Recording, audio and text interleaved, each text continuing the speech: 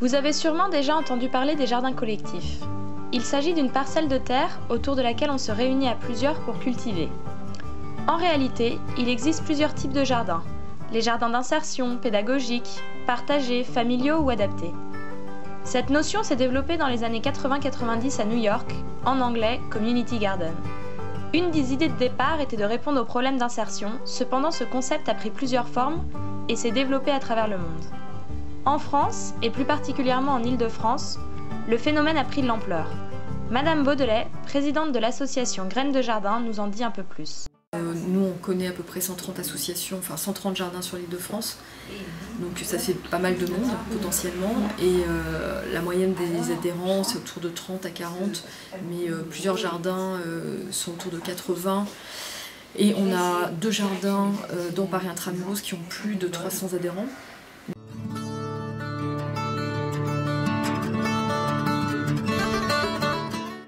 Je m'appelle Loïc Lelouan, je suis chargé de projet environnement pour le centre d'animation Ravel. Et là, nous sommes dans le jardin semi-urbain, qui est un jardin pédagogique qui est mis à disposition des habitants du quartier dans le cadre d'ateliers qui se déroulent les mercredis et les samedis. C'est pas vraiment un jardin partagé puisque la gestion du jardin ne revient pas aux habitants. C'est nous les animateurs qui l'entretenons avec les participants aux ateliers. Et pose-le, ici. Voilà. Tiens. Ça c'est pour toi. Tu peux le prendre. Tu prends la terre qui est ici et tu me le remets dessus. Vas-y. Toc.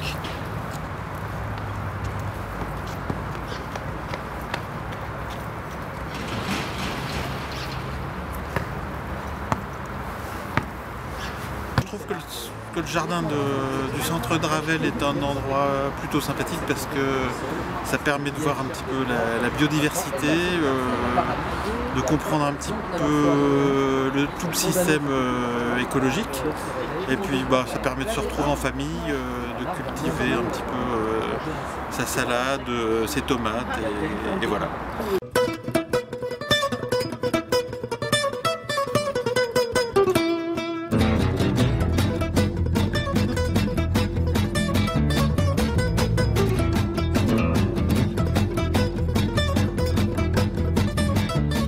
Je pense que c'est intéressant déjà de développer quelque chose ensemble, vu que tout le monde peut venir et tout le monde peut y mettre du sien. C'est intéressant aussi parce que du coup là ce qu'on développe c'est aussi c'est un peu essayer de se nourrir soi-même, en tout cas produire, parce que nous on est plutôt dans un potager et tout ça, donc des tomates, des salades, des choses comme ça qui peuvent servir à tout le monde. Et aussi, je pense que ça peut être intéressant de sensibiliser aussi à tout ce qui est agriculture biologique et tout ça, et donc le respect de l'environnement qui passe aussi par le respect de la nature. Du coup, c'est aussi quelque chose de pratique pour... En plus, c'est agréable de rentrer dans le jardin, même s'il est petit, c'est vraiment sympa. Il y a de la nature partout. Surtout en ville comme à Paris aussi, c'est vachement... ça fait un petit changement d'air et c'est vraiment sympa. D'autres types de jardins, parfois fruits d'initiatives entre amis, comme par exemple le jardin sur les toits du collectif d'artistes La Gare Expérimentale. Donc je m'appelle Axel, j'ai 26 ans, je suis pâtissière. J'ai rencontré ce lieu par Kitry. On était amis et un jour elle m'a dit mais moi j'ai 3 plantes chez moi mais elles se sentent pas bien. Puis j'aimerais bien l'avoir un petit peu plus et du coup elle m'a emmenée ici, elle m'a dit on pourrait poser nos fleurs, nos plantes, parce qu'elle savait que j'étais intéressée par ça mais d'un point de vue culinaire. Du coup c'est très cher les fleurs comestibles, en plus comme c'est ce côté là éphémère, c'est qu'elles perdent énormément de leurs propriétés, un jour après cueillette, 2 jours après cueillette, etc. Donc le but c'est de les avoir dans l'heure et de pouvoir les travailler tout de suite, quoi. Donc moi ça m'intéresse énormément, chez moi j'ai pas la place, puisqu'à Paris on a que des petits espaces. Et du coup on s'est dit que ça pouvait être l'occasion. Et en fait quand on a vu l'espace, on est juste tombé amoureuse de ce toit, on en a parlé, on a dit mais qu'est-ce qu'on peut faire, on nous avait fait comprendre qu'on pouvait tout faire. Donc on s'est dit allez, vas-y on en parle aux copines, plus il y aura de gens, plus on pourra s'étendre, et du coup on avait décidé de commencer par cette partie-là du toit, parce que du coup il y a quand même une autre partie. On avait un soir dessiné et on s'est dit bon voilà, on va faire un petit potager, un petit truc, un petit machin. Puis de fil en aiguille, ça a pris énormément d'ampleur. Puisqu'on ne pensait pas faire un appel au don, faire une journée d'inauguration, ouvrir le lieu. Enfin, là-bas, c'était vraiment cette copine qui se sont associées pour avoir leur coup de fleur, quoi. Et puis finalement, comme on a vu que ça marchait bien, que les gens étaient motivés, on s'est dit pourquoi pas faire des choses plus intéressantes. Mais pour faire des choses plus intéressantes, il faut aussi un peu de fond. Parce que la terre, cultivée, il faut quand même être sûr de sa source. Même si on fait tout avec des matériels de récupération au niveau outillage, on a besoin d'un minimum comme des vis, des choses comme ça. Et finalement, sur 250 m², ça représente un certain coût malgré tout. Voilà. Ça nous a engagés du coup à ouvrir, à s'étendre, à rencontrer pas mal d'autres associations, à partager. C'était chouette. C'était pas prévu, mais c'est super cool. Voilà.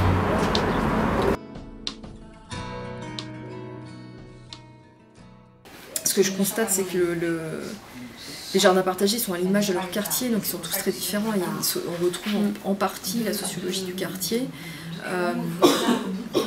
Alors, faut regarder là aussi au cas par cas.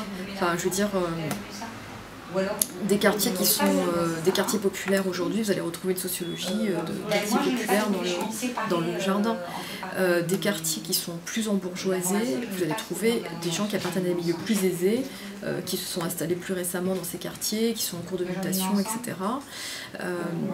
Ensuite, la présence, alors souvent les gens nous interrogent sur la présence de personnes issues de l'immigration dans ce type de projet. Ça va dépendre là aussi du quartier. Et puis ça dépend aussi des stratégies, entre guillemets, de ces communautés. C'est-à-dire que elles ne sont pas toujours demandeuses non plus, elles, de participer à ce type de projet. C'est-à-dire que parfois oui, et ça se fait, et parfois non. Alors c'est aussi que les gens s'excluent d'eux-mêmes en se disant c'est pas pour moi, ou je connais personne, ou je sais pas bien parler français. Donc il y a tout ce travail-là à faire pour essayer de créer du lien, etc. Mais voilà, même quand vous laissez la porte ouverte, etc. Et il n'y a pas que les personnes issues de l'immigration, il y a plein de gens du quartier qui, de toute façon, même si vous laissez la porte ouverte, ne passeront jamais la porte du jardin. Mais le matin, quand je passe, je vois que tout le monde s'y prend, on jardine. Moi, je trouve ça exceptionnel. Il n'y a pas de mauvaise idée, les gens font des tomates, les légumes du coin. Perso, moi, je ferais pousser des radis, parce que je suis radin.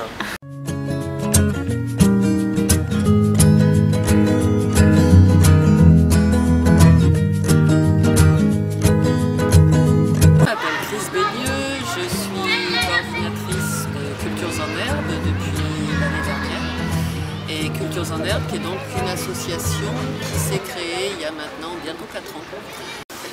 Et sur l'idée de base donc, de cette association, c'est à la fois de faire du jardinage, mais de le faire aussi, de permettre à au maximum de gens possible de pouvoir justement jardiner. Donc en particulier les gens qui n'ont pas d'accès à la terre, qui n'ont pas de jardin, qui pour beaucoup n'ont même pas de balcon, et parfois à peine une petite fenêtre.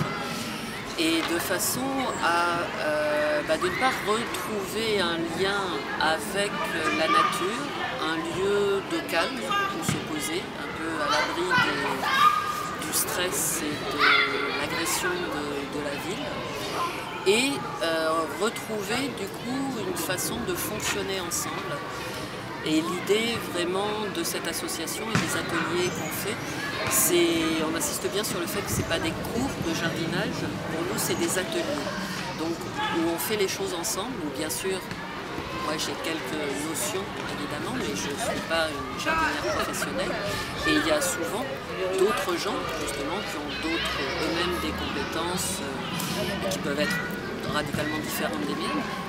Ce qui permet justement là aussi d'échanger avec des gens qui souvent arrivent en disant moi j'y connais rien, j'ai pas la main verte, je sais rien faire, et puis on s'aperçoit petit à petit en faisant que si, ils ont des connaissances qu'ils n'osaient même pas eux-mêmes reconnaître, mais qui réapparaissent au fur et à mesure qu'on fait les choses. Et c'est je pense une des particularités justement de l'association, le fait déjà qu'on s'adresse plutôt à des adultes qu'à des enfants, parce qu'il y a un certain nombre de choses qui sont faites autour du jardinage sur le côté pédagogique avec les écoles, les centres aérés, mais que pour nous, c'est très bien et c'est nécessaire de travailler avec les enfants, mais les adultes d'aujourd'hui, d'une part, ça reste ceux qui sont dans la consommation, dans les décisions, enfin dans le fonctionnement de la vie actuelle, et que là encore, il y a des gens, ceux qui sont le plus en difficulté, on ne pense jamais justement à s'adresser à eux. Et ce sont toujours eux aussi qui sont les premières victimes, à la fois des problèmes sociaux, mais aussi des problèmes justement écologiques et autres. Et que ce soit par une alimentation de mauvaise qualité, par le fait que l'air qu'ils respirent aussi, etc. Donc c'est l'idée de pouvoir justement faire intégrer toutes sortes de gens, y compris ceux auxquels on ne s'adresse pas. Et qu'ensemble, avec aussi bien des gens qui viennent de la rue que d'autres gens parfaitement intégrés dans la société, ce qui est finalement ce qu'on retrouve maintenant dans les ateliers, dire la diversité sociale, la mixité sociale, et on se rend compte, là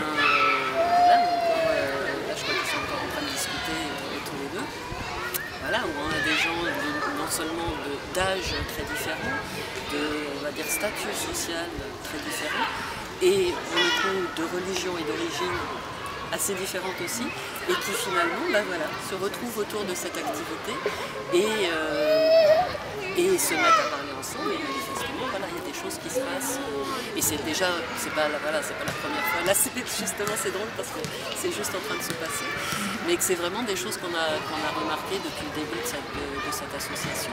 D'une part l'évolution des personnes isolées qui arrivent timides, sans trop oser faire, sans trop oser parler, et qui petit à petit, au fil des jours, des ateliers, des semaines, c'est le corps qui parle, quoi. Il y a justement une espèce de petit à petit de gens qui se rendent compte, qui trouvent, je pense, en eux justement des compétences qu'ils avaient mais qu'ils ignoraient. Moi je viens parce que ça me plaît, ça m'intéresse. Et ça me donne l'occasion en même temps de rencontrer Mounir. On a parlé pas mal de religion, hein. On a pas mal de points communs. Voilà. Et puis, dis un petit mot toi aussi. Hein. Alors, je lui ai dit qu'il se marie. Il en a juste marié, c'est cool ça.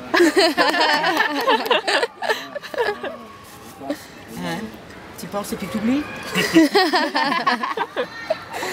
Voilà. Bon, ça te plaît toi aussi? Ouais, c'est intéressant, j'apprends sur les plantes. Alors tu arroses aux pieds, hein, toujours. Hein. C'est pas évident. Pas sur les feuilles, ça il faut. Ça arrose aux pieds. Hein. Voilà. C'est pas évident. Alors en plus aujourd'hui il fait très beau. Alors j'avais à choisir ou la piscine ou le jardinage, j'ai choisi le jardinage.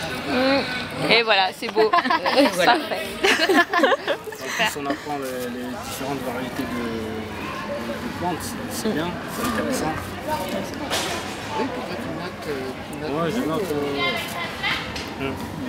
On va faire un jardin après chez toi. Je compte bien, mais bon, Paris ça va être difficile. Oui, c'est sûr qu'à plus. Si je mets un petit espace de terre, je compte planter des choses. Là, il faudrait que ça plaise à ta future femme aussi. T'as raison de plus d'avoir un jardin pour la future. Bah oui, essaye d'avoir un jardin comme ça. Ça plaît tout le temps. Les hommes, les jardins. La nature, les fleurs. Qui n'aime pas et les fleurs, voilà. Qui n'aime pas la nature. Voilà. Et que le fait de pouvoir les utiliser sans avoir de jugement, en étant justement dans un regard bienveillant, ce qui est vraiment l'idée globale aussi qu'on essaie de faire passer de toute façon dans ces ateliers. On est tous différents, on a tous pour autant des connaissances, des compétences et des choses qu'on peut mettre ensemble.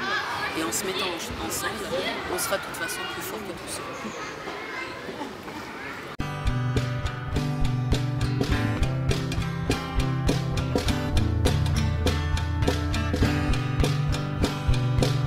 The flower said, I wish I was a tree. The tree said, I wish I could be a different kind of tree. The cat wished that it was a bee. The turtle wished that it could fly really high into the sky, over rooftops and then dive deep into the sea. And in the sea there is a fish that has a secret wish, a wish to be a big cactus with a pink flower on it. And in the sea there is a fish that has a secret wish, a wish to be a big cactus with a pink flower on it. And the flower would be its offering of love to the desert, and the desert so dry and lonely that the creatures don't appreciate the effort. Et le jackalope a dit, je voudrais être un yeti pour voler dans la nuit et m'en aller loin d'ici.